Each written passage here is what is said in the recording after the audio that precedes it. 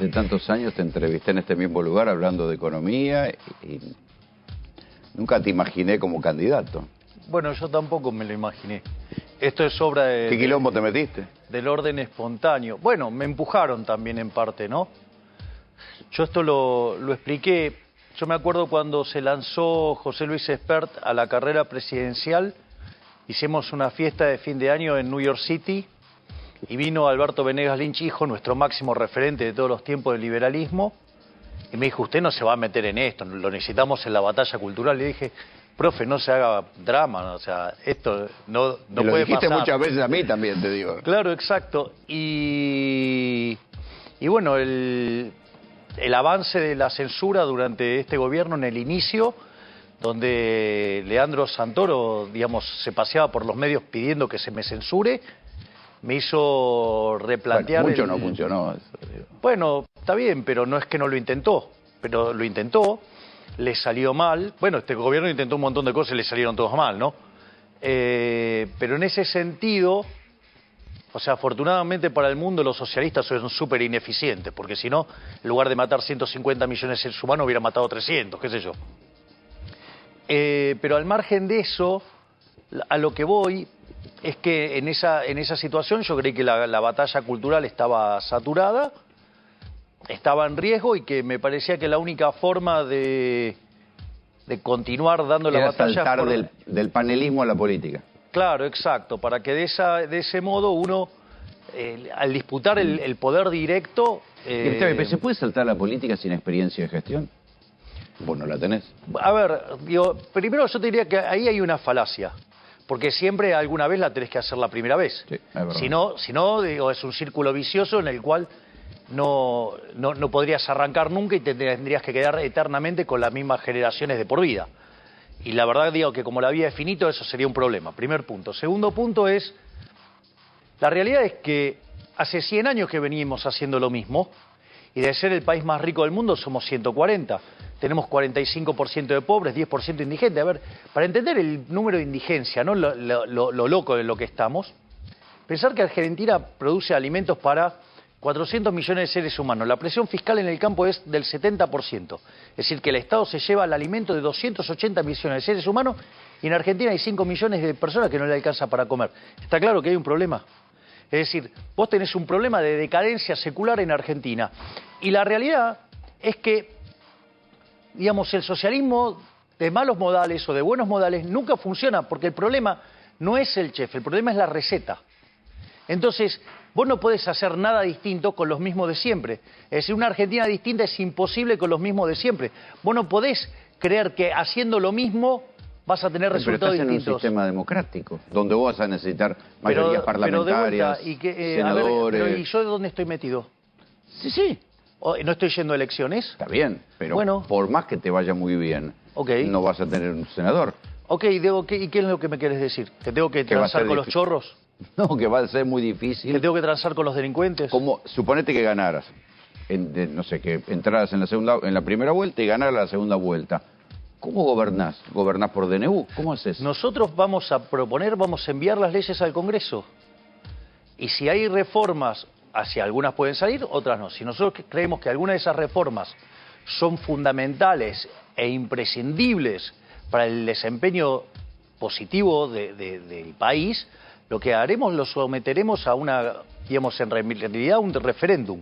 Entonces le vamos a enviar al Congreso la propuesta de un referéndum, porque como es vinculante, lo tiene que aprobar el Congreso. Si dicen que no, le van a tener que explicar a la gente por qué no. Pero eso puede hacerlo una vez, 2 veces. Bueno, está bien. Digo, todo el tiempo como un modo de gobierno es muy desgastante. Me lo imagino desgastante.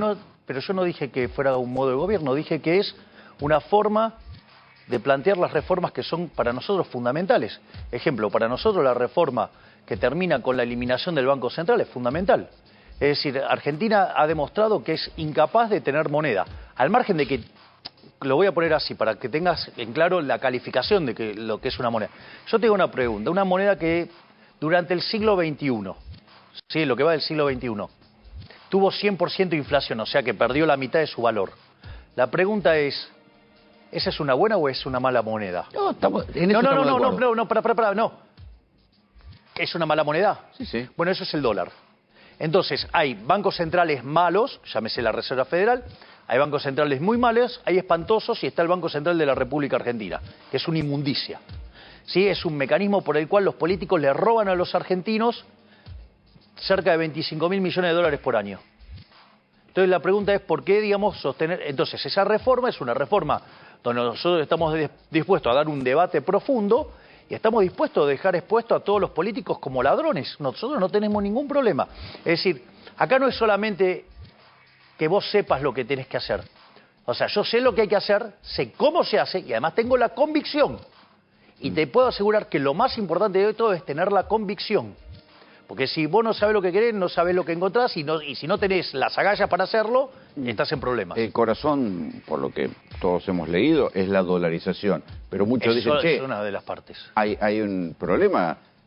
Constitucionalmente la Argentina tiene que tener una moneda propia. Eso es falso. ¿Por qué no una convertibilidad? No, eso es falso, Rolando. Eso es un error que han tratado de instalar. Te hago una pregunta. Te lo contesto con preguntas. ¿En qué gobierno se impulsó la reforma constitucional que tenemos ahora? 94, Menem. En el gobierno de Menem. En acuerdo con el Alfonsín. Está bien, en el gobierno de Menem. ¿Y cuál fue sobre el final del gobierno de Menem, qué medida quiso impulsar Menem? ¿Cuál de todas? ¿La canasta de moneda? La dolarización. No, la canasta... no, al final, sí. Al final de Menem. La dolarización. ¿Qué quiere decir? Digamos... Ya estaba en la convertibilidad. Exacto. Entonces, ¿qué quiere decir? Que aquellos que habían sido los ideólogos de la Constitución nueva, no tenían ningún conflicto con la dolarización. Con lo cual ahí hay un tema...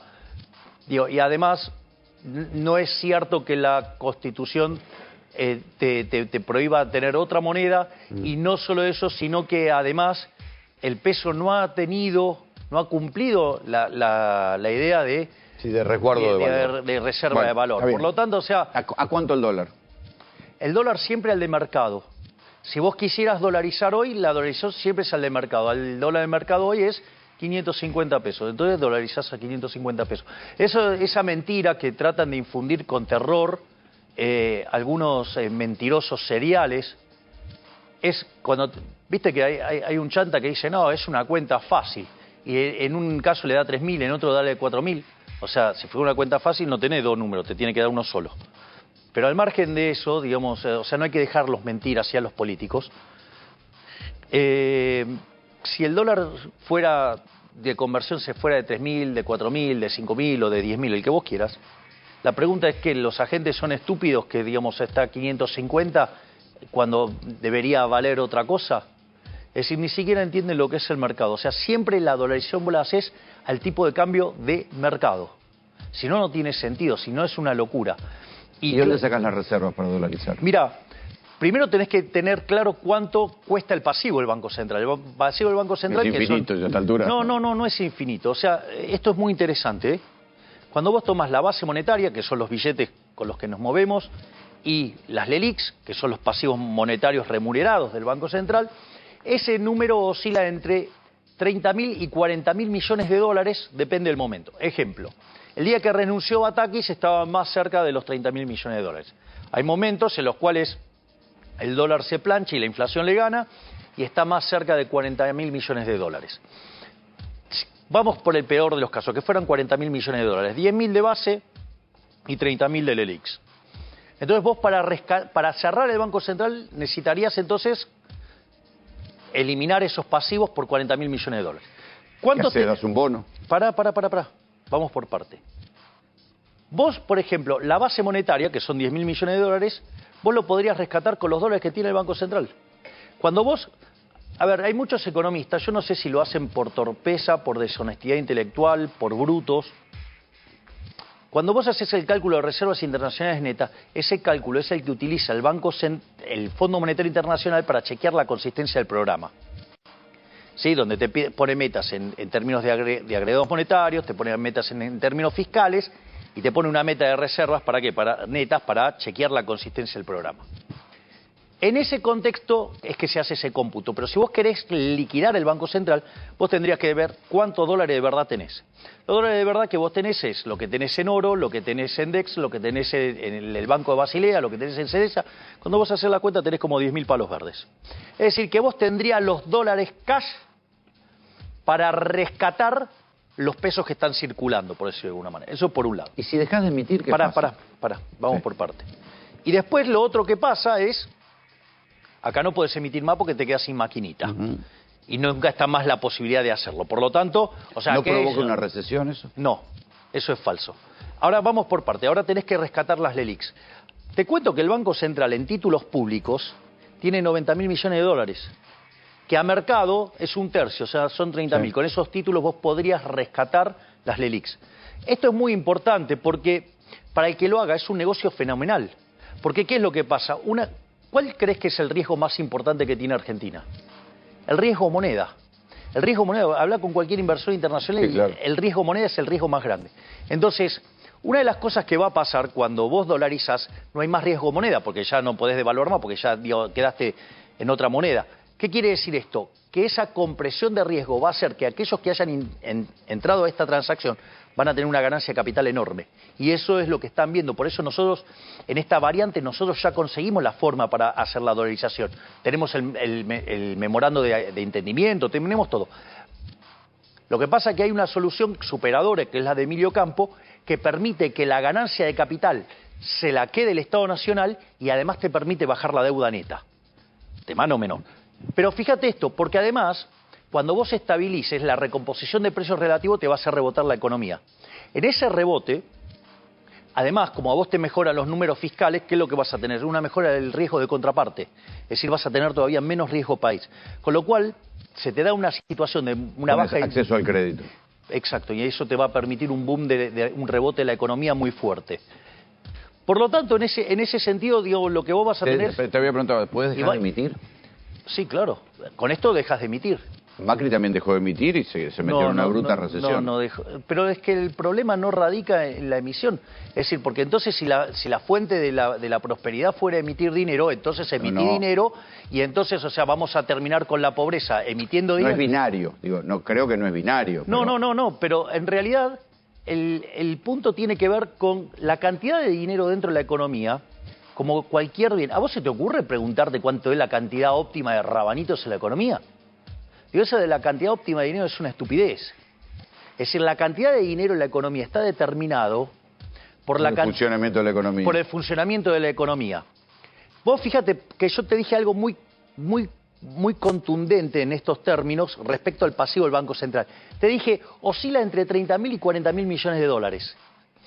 ¿Eso qué quiere decir? Que del otro lado que está la demanda de dinero y está el working capital, digamos, si vos querés, de los individuos y de las empresas, o sea, toda la demanda de dinero.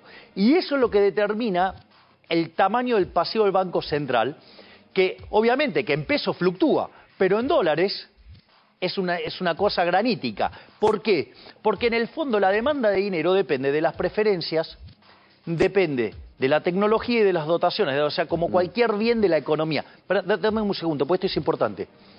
Entonces, en realidad el dinero es un bien de intercambio indirecto. Vos fíjate que a lo largo de la historia se utilizaron distintos elementos como moneda. En realidad la moneda es un mecanismo, si vos querés, para hacer transacciones de manera indirecta. O sea, y nadie piensa llevarse al traje de madera todo ese, porque del otro lado no compra nada con eso. Entonces, ¿cuál es el punto fundamental? Y eso está determinado por las transacciones. Y las transacciones, o sea, es independiente de la moneda en que la hagas. Entonces, por eso ese número, claro, vos emitís y ¿qué es lo que pasa? Cambia la escala nominal de la economía, cambia el nivel de precio. Ya sabemos lo que pasa. A ver, exacto. ¿Qué haces con las empresas públicas? ¿Qué haces con aerolíneas? En el caso de aerolíneas, nosotros lo que estamos pensando es dárselas a los empleados. Estamos dispuestos a financiarles un año de working capital, o sea, el working capital, digamos, y lo que vos vas a tener de pérdidas hasta reconstruirla, y que quede en manos de los empleados. ¿Una cooperativa? ¿Qué? Que quede en manos de los empleados. Los empleados van a... Digo, lo primero que vos no podés estar soportando es que siga perdiendo 700 palos verdes por año. O sea, y que los argentinos que no toman avión subsidien a los argentinos que toman avión. O sea, digo, como... Uy, mira, me dejaste la chicana servida, coincidí con la reta. Para. Dice lo mismo. No, digo, Larreta se roba algunos términos, pero no entiende de qué se trata. Ese es el punto. Lo que pasa es que él la quiere seguir teniendo en el Estado para poder manejarla como caja política. Yo se la quiero devolver a la gente. Y la propia gente va a hacer la depuración de echar a todos los cargos políticos. Y él quiere mantener las empresas del Estado para tener curros de seguir asignando gente y comprarle voluntades con cargos públicos. Digo, como hace en la ciudad, que tiene toda una organización paralela para bancar su campaña. Entonces, lo único que te pido es que no me ofendas, ¿sí? Digamos, me dejaste la chicana servida. No. Digamos, o sea, digo, yo no tengo, digamos, o sea, él, digamos, suele copiar cosas, pero después no lo puede bancar con consistencia. O sea, repite cosas que sonaron bien. ¿Privatizarías todas las empresas públicas? Absolutamente. ¿YPF? YPF por sobre todas las cosas. YPF es una... Pero las experiencias, tanto con YPF como con aerolíneas, cuando se hicieron en los 90, salieron mal. No salieron mal. El problema es cuando se mete el Estado en el medio. Ahí no fue el Estado, fueron los Marsans que estaban en quiebra. Y hubo que ir a rescatar aerolíneas. Bueno, digo, eso es una decisión del Estado, digo, de rescatarla. Si la empresa no puede hacer las cosas eficientemente, ¿por qué tiene que estar pagándola el resto de los argentinos de bien? ¿Por qué, digamos, o sea, vas a llevar a cabo una política tan regresiva? Digo, vos no vas a tener senadores. Los senadores de las provincias, ¿pensás que votarían la privatización de aerolíneas si se pueden quedar sin vuelos a sus provincias? Es mentira que es mentira que se van a quedar sin vuelos. Es mentira, si hay mercado para que existan esos vuelos, va a haber. Ahora, si ellos pretenden que los argentinos de bien paguen los vuelos de ellos, bueno, es otro problema. A mí no me parece que eso sea justo. O sea, si hay condiciones para que esa empresa exista, digamos, no tendría que haber ningún problema. El problema es que, entonces, en realidad ellos quieren, digamos, le quieren cargar una cuenta enorme a todos los argentinos para que ellos puedan volar. Hoy se supo que el gobernador de Neuquén está subsidiando a JetSmart para que tenga más vuelos a San Martín de los Andes. Porque evidentemente hay alguna cuestión de rentabilidad que no cierra, incluso para empresas privadas. Bueno, entonces no debería existir ese servicio si no tiene rentabilidad. Y no viajan. Pero ¿por qué entonces vos, digamos, arbitrariamente querés forzarle? Porque ahí entra a jugar una cuestión de soberanía. No, ¿qué es soberanía? Digamos, la soberanía es línea aérea. La soberanía es un verso que usan los políticos para empomarte gasto público, o sea, digamos, y meterte gasto político. Es decir, ¿por qué si el mercado no quiere? O sea, porque el primer gran problema que tienen los economistas, imagínate que lo tienen los economistas, el resto de los humanos, peor, que no saben lo que es el mercado. ¿El mercado qué es?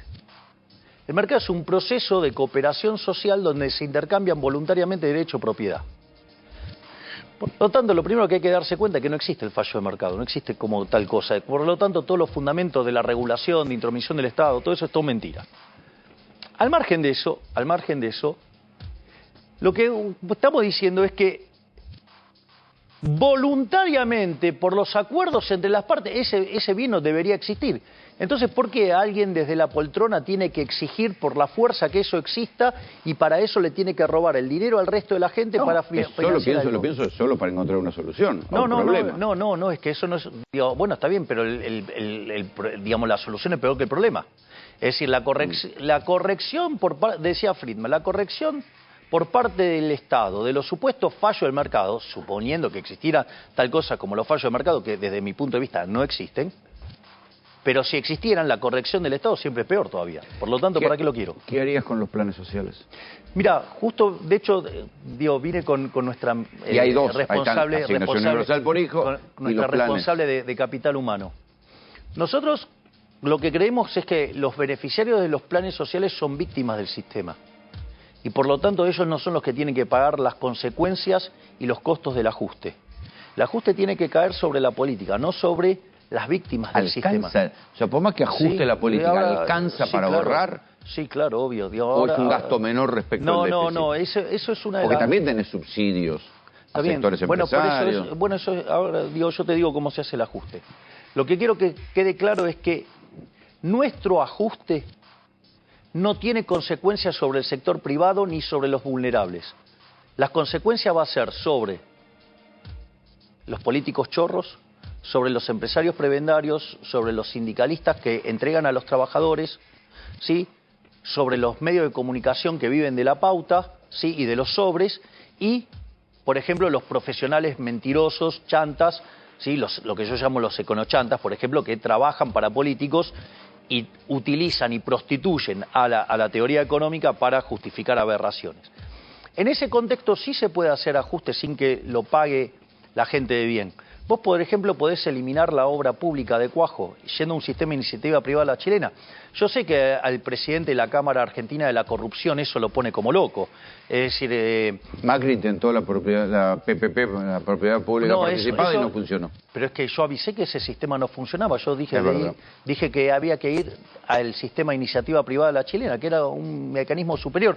De hecho, nosotros hicimos una versión mejorada de eso, que no solo incluye el sistema, digamos, de iniciativa privada a la chilena, sino que además nosotros hicimos la inclusión de los way outs a la peruana, de los incentivos a la suiza. Ahí hicimos unas cuantas mejoras, aún no funciona bien. Vos sabés que en Chile, desde que se aplica ese método, falló una sola vez, que fue en el caso del puente del Chacao. A raíz de eso aparecieron las mejoras que hicieron los peruanos con el tema de los way outs, y nosotros además metimos el tema de los incentivos a la suiza. Por lo tanto, eso se puede eliminar. Claro, digamos, ahora los que viven, digamos, del curro de hacer obra pública y se ponen, digamos, por eso, digamos, o sea, cada vez que puede, el presidente de la Cámara Argentina de la Corrupción me tira a tierra y me ensucia y habla pestes de mí.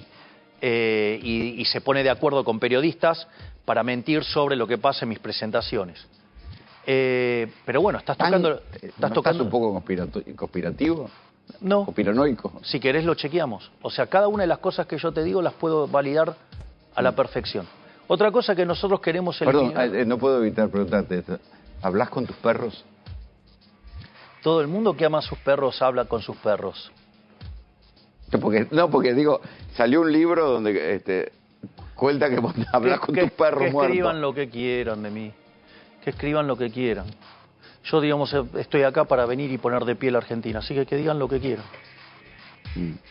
¿Por qué te fue tan mal en las provincias? Porque parte, digamos, han mentido sobre en qué provincias participé y en qué no. Es decir, entonces, por ejemplo, hay periodistas, digamos, ¿cómo es? Le mando saludos a Adriancito, que es un gran divulgador de estas mentiras, de que participo en lugares donde no participo. Ese es el primer punto. El segundo punto es, yo te lo pongo al revés. En Formosa, Gildo Infran sacó el 70% de los votos. O sea, con lo cual, si yo extrapolo lo que pasó en las provincias, en esa provincia, a la Argentina, te diría entonces que va a sacar el 70% de los votos el peronismo. ¿Te das cuenta que es una estupidez el tamaño de una casa? Te hago un caso más. Macri, antes de ganar, perdió 11 elecciones provinciales. Es verdad. ¿Vendiste las candidaturas? Es falso eso. Y, bueno, ahí, digo, primero que eso fue impulsado desde sectores de Juntos por el Cambio. ¿Quién? Bueno, digo, de hecho, la persona que me escrachó en Tigre es de la lista de Patricia Bullrich. Fíjate que... ¿No tenías algún tipo de afinidad? No, bueno, está bien, pero parece que la gente cuando está cerca del poder, el poder los cambia sustancialmente. Las campañas electorales, digamos, se ponen locos. A mí me parece que no vale todo, Rolando. No vale todo. Entonces, digo, porque yo las caminatas las hago sorpresa, quiere decir que me hicieron inteligencia y me mandaron a escrachar. Y eso lo hizo una... ¿Pero qué te mandaron a escrachar? ¿Te mandaron gente a putear? Sí, claro, y era una candidata a concejal de... ¿Y no pensás que te puede pasar de casualidad? ¿Por qué la cosa de ese, bueno... Bueno, está bien, digo, pero justo, digamos, o sea, pasó eso, después otra persona vinculada a Mazot culpó a mi hermana de algo, un disparate verdaderamente, por lo tanto... Y pasa también con gente de ese mismo espacio. Gente de ese mismo espacio también tuvo un Zoom donde pidió que se roben mis boletas, porque si entonces roban mis boletas y no están, van a voltar a la de Bullrich. También, digamos... Hasta ahí picardías electorales, digamos. Bueno, está bien, digamos, pero también hubo otro tipo de acusaciones de tenor mayor que después, ¿sabes qué es lo mejor de todo esto? Que los llamó la justicia. ¿Y qué pasó? Eran todos chimentos de peluquería. Pero hay una causa federal, eso te iba a decir. Sí. ¿Y qué? No encontró nada. Pero declaró más latón en esa causa. Y chimentos de peluquería. Todo chimento de peluquería se desestimó, todo. No hay nada sustancial, son todas mentiras. ¿Bloomberg fue a declarar ahí? No fue Bloomberg. No se presentó. Mandó un escrito. O sea, y compra tiempo hasta el post de las elecciones. O sea, vos decís que son denuncias de campaña. Sí, son todas mentiras. Otro que milita para Bullrich también, Bloomberg. Entonces, y también en estas acusaciones hay gente de la lista de Larreta. Entonces, ¿sabes qué es lo mejor de todo esto, Rolando? Que la verdad salió rápido a la luz. Quedó claro que nosotros nos financiamos con nuestro propio esfuerzo. Nosotros somos los que... ¿Y cuánto van a lograr financiar? Y lo que dé el lomo, o sea, lo que podamos conseguir. Pero quiere decir que para integrar tus listas solamente puede integrar gente que ponga plata. No es que ponen plata, te tenés que autofinanciar. Vos te pones a competir con alguien y yo no te puedo poner plata, te tenés que armar solo. Bueno, de hecho vos por tu partido tampoco tenés tanta plata de lo que te da el Estado. Por eso nosotros, nosotros lo hacemos a pulmón y hacemos un tipo de campaña muy austera, donde fíjate que qué es lo que gastamos, la nafta. Ayer fuimos al Unicenter, fue una fiesta. Caí de sorpresa, tardé para hacer 50 metros, tardé como 2 horas. ¿Caes de sorpresa? Sí, claro. Por eso, es muy jodido cuando me hacen un escrache un político de otro lugar, porque quiere decir que en el medio me hizo inteligencia, con lo cual es grave. Pero de sorpresa también te puede comer un quilombo. No, pero está buenísimo. ¿Sabes qué es lo bueno de esto? Yo no quiero que estén los militantes ni nada por el estilo. Haces campaña de sorpresa. Exactamente. Caigo en un lugar y empiezo a caminar por ahí. ¿Sabes qué? Porque también está bueno que vos tengas una suerte de testeo real, que no te armen aplaudidores. Exacto, no quiero eso, yo no quiero eso. O sea, si alguien me tiene que decir algo, que me lo diga. ¿Sí? Y después, la gota que rebalsó el vaso fue lo que me armaron cuando fui a lo que fue el recuerdo, del atentado contra la AMIA. Es decir, yo estuve todo el acto ahí, estuve hasta el último momento.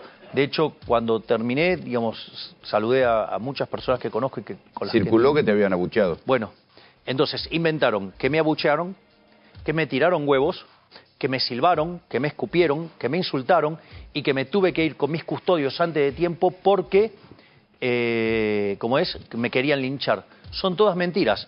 Salió hasta el propio Jorge Macri a desmentirlo esto. ¿Y quiénes son los que gestaron esa mentira? Guillermo Yanco, esposo de Patricia Bullrich, Martín Yesa y una periodista de Clarín. Vamos, ¿listo? ¿Ey? Dale. ¿Cómo querés que esté? ¿No te parece? Y en el comunicado desproporcionado y desatinado de la DAIA respecto a lo que pasó en una votación, sin escuchar razones de lo que pasó, por qué pasó, pues yo no voy a votar un paquete de 8 leyes a libro cerrado del kirchnerismo. Ante la duda le voto en contra. Que fue lo que pasó y son donde no estaba en la orden del día, porque nosotros tenemos la planilla de labor parlamentaria, y no solo pues, se pidió sobre tablas y se votó algo donde solamente conocías el número de expediente. Yo no le voto nada al libro cerrado al kirchnerismo. Y el comunicado de DAIA estuvo gestado por Yancos, el marido de Bullrich, y Sabrina Armechet. Entonces, si vamos a empezar...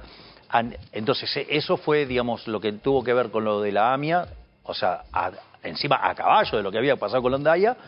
Eso mostró un límite que a mí me parece que querés hacer política sucia, me parece que no es el mecanismo.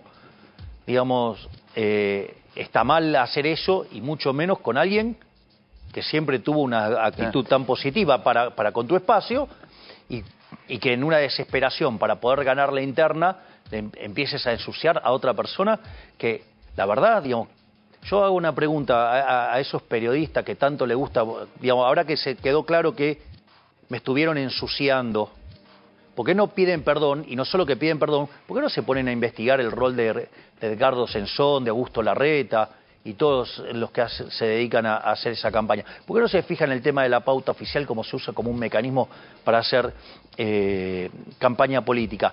No, eso no, claro, el que te pone la guita, entonces, ¿de qué te vienen a hablar? Manga de pauteros, corruptos, ¿entendés? Si son una manga de corruptos. Es decir, Digo, y entiendo, y no estoy diciendo que son todos, estoy diciendo que hay un grupo de personas que se dedican a eso. Digo, así como digo, me la agarro con los empresarios prebendarios, con los políticos chorros, también me la puedo agarrar con los sindicalistas. ¿Podés gobernar con ese nivel de enfrentamiento? ¿Te has peleado hasta con gente que pensaba como vos? Te he visto putearlo a López Murphy, llegado el caso. Gran traidor. Traidor y mentiroso. Y además que defiende... Te peleaste con Esper también. Defiende que el Estado, que los políticos te roben vía señoriaje. Yo no puedo avalar que... ¿Para vos robar está bien? No. Para mí robar está mal. Bueno, el Estado, digamos, con el señoriaje nos roba 25.000 millones de dólares. Entonces, que él le explique a la sociedad por qué está a favor de que los políticos le roben 25.000 millones de dólares a favor de los políticos. Es un problema de él, no es un problema mío. O sea, el que escupe, orina y deja su excremento sobre el liberalismo es él, no yo. ¿Qué harías con los militares? Y respecto de Esper, digo, sí. Él se fue a trabajar para un socialdemócrata con ánimos con fuerte pasión por la intervención. Digo, o sea, no fui yo el que me corrí de las ideas. Yo soy el que se quedó con las ideas. Y como consecuencia de eso recibo un conjunto de ataques, digo, feroces. ¿Qué harías con los militares condenados por delito de lesa humanidad? Si cometieron un delito de lesa humanidad, tienen que cumplir la pena. Es decir, el Estado... ¿Los indultarías? Te estoy diciendo que no, tiene que cumplir la pena. A ver, vamos a ponerlo en estos términos. Vos, el Estado tiene el monopolio de la violencia, ¿sí? Dentro de un territorio, esa es la definición de Estado. Y vos tenés que guardar el orden. Ahora, guardar el orden no implica que vos podés hacer cualquier cosa. Aun cuando del otro lado vos tenías terroristas y que estaban haciendo desastres y que no pelean acorde a las reglas militares, porque esa es la verdad, porque pelean sucio, eso aún así a vos no te da derecho a excederte en la forma en la cual combatís. Porque el Estado pierde la superioridad moral que tiene que tener, por algo tiene el monopolio de la fuerza. Exactamente. Entonces, digamos, vos... pero tu compañera de fórmula es una revisionista de los 70. No, a ver, te pido por favor que no mientas sobre, digamos, Victoria. Digo, eso lo puede explicar ella. No, interpreto, no miento. No, pero Rolando, o sea, la visión que tiene Victoria... No, toda interpretación diferente a la tuya es una mentira, Javier. No, pero sí yo sé lo que dice Victoria, y es exactamente lo mismo que digo yo. Lo que ella dice es que no solo hubo víctimas de un lado, hubo víctimas también del otro lado, y lo que ella dice es, así como fueron reconocidas las víctimas, ¿sí?, del lado de los terroristas, por abusos del ejercicio de los militares, también hubo delitos de lesa humanidad desde los terroristas, y hay víctimas que son víctimas de los terroristas, y que esas víctimas tienen tanto derecho a ser reconocidas como las otras. La definición de lesa humanidad tiene que ver con la participación del Estado. A mí me parece que, Dios, o sea... Bueno, Dios, me parece... había un Estado de derecho alterado, está bien, Dios, no es lo que consideran los tribunales internacionales. A ver, yo te puedo decir que en ese punto, mira, yo el otro día en el acto de la AMIA, en la previa, estuve con el presidente de AMIA. Y estuvimos charlando, y una de las cosas en las que yo me comprometí con él es avanzar en todos los que son temas de terrorismo.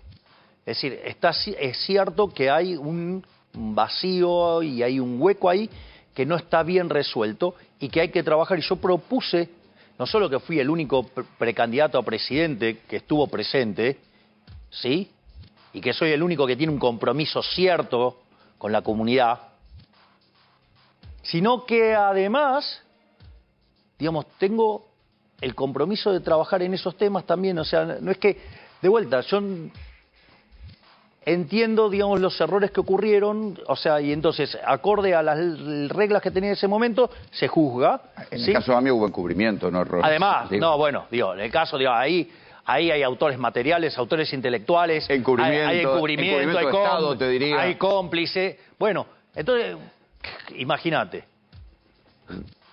Digamos, entonces, ¿cómo no voy a avanzar en eso? Si son causas en las que a mí, digamos, además me generan un profundo... ¿Tenés plan de seguridad? Sí, Nosotros, ahí si querés hablar todo el tema del plan de seguridad, digo, propongo, digamos, directamente que vengas con el especialista, digo, se sienta Victoria acá, porque esto es interesante. Es la primera vez en la historia que el vicepresidente no es una figura decorativa. Nosotros estamos pensando en 8 ministerios. Estamos pensando en economía, en infraestructura, en capital humano, en relaciones exteriores, seguridad, justicia, defensa y Ministerio del Interior. Bueno, los ministerios que tienen que ver con seguridad, ¿sí? Y con seguridad interior y con defensa nacional, digamos, los equipos esos están, digamos, conducidos por gente vinculada a Victoria, digamos, o sea, vinculada a las fuerzas. Lo que sí te puedo decir es, como definiciones generales, es, nosotros creemos que... Pero en un debate vas a tener que contestar. Sí, pero es que no es que no voy a contestar, ahora te voy a contestar.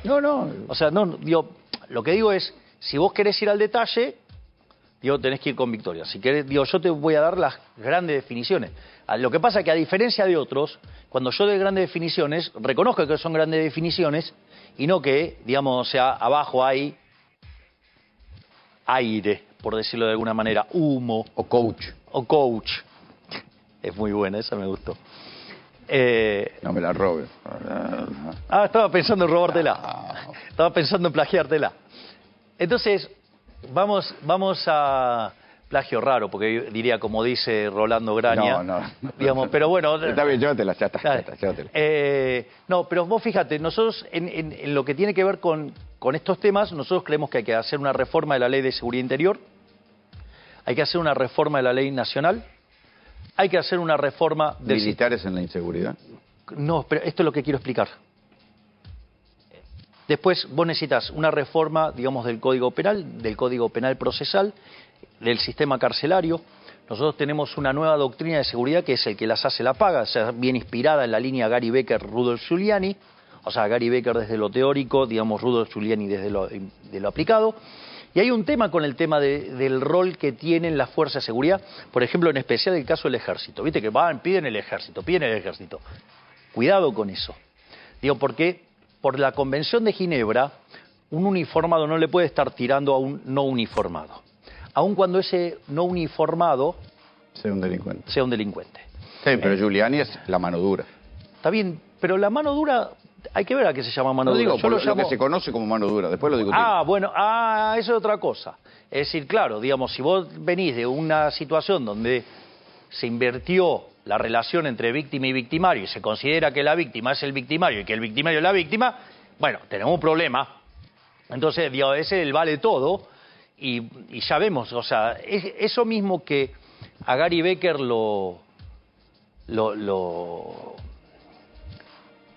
llamó la atención cuando él llegó a dar clases a Columbia en New York, que era todo lo que acá conocemos como la doctrina Zaffaroni. O sea, ya digo, empezó a lo que sería la última parte de los 60.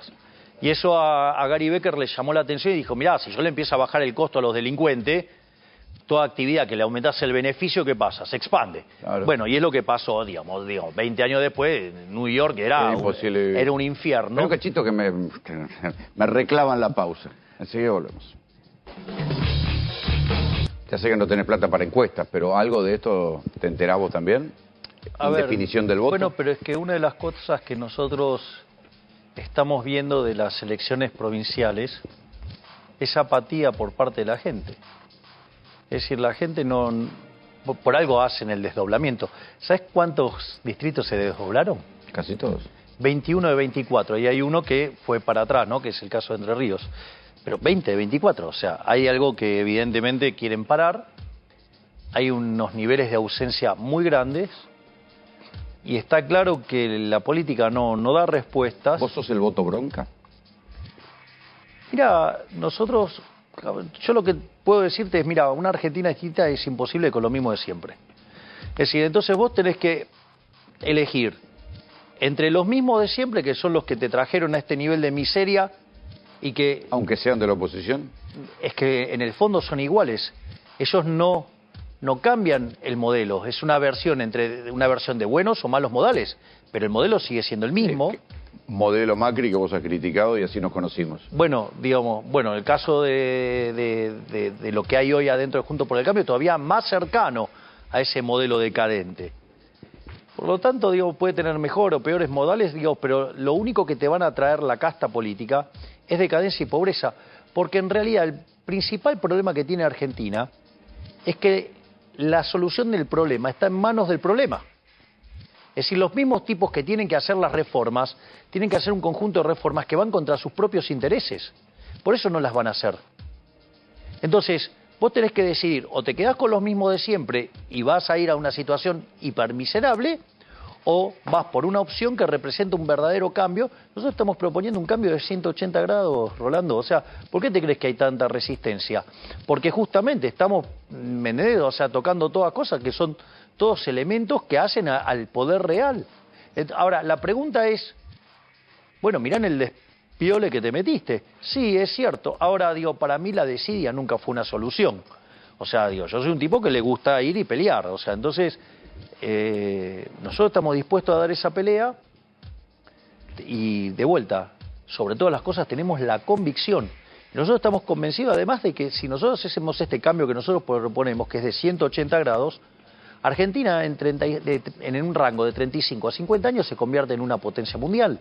Entonces, nosotros no tenemos problemas de enfrentar eso, nosotros no tenemos problemas de enfrentar los costos que implica empezar la reconstrucción de Argentina. Porque sí, la maratón son 42 kilómetros, pero tenés que dar el primer paso. Y acá nadie quiere dar el primer paso. Y nosotros sí estamos dispuestos a eso. Por eso yo suelo mucho recurrir a la figura de Pellegrini. Pellegrini asume en una situación de una crisis enorme.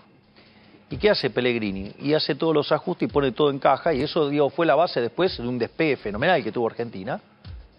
Ahora, esto es muy importante porque cuando termina, se iba a ir por las escalinatas del Congreso. Él vivía a 2 cuadras y media del Congreso. Entonces viene un asesor y le dice, mire, don Carlos, no salga por acá porque hay gente muy enojada. ¿Para qué?